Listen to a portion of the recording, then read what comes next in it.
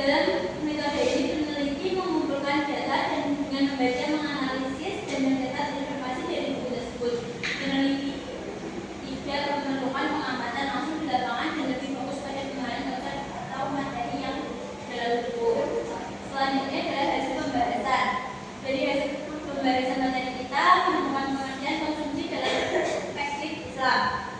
Konsumsi dalam ekonomi Islam dibagi sebagai aktivitas pemenuhan kebutuhan terhadap barang dan jasa yang tidak hanya bertujuan untuk memperoleh manfaat duniawi, tetapi juga mengarah kepada keberkahan dan kebaikan di akhirat.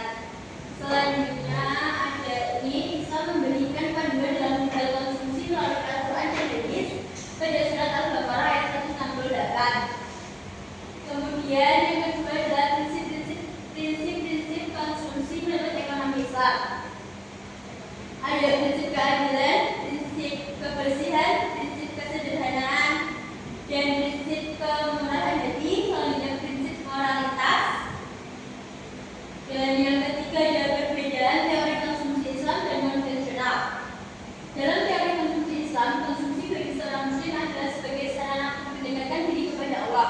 Jika niatnya untuk menambah stamina dan dalam menjalankan ketaatan, maka kegiatan konsumsi bisa bernilai ibadah dan mendapat pahala. Begitu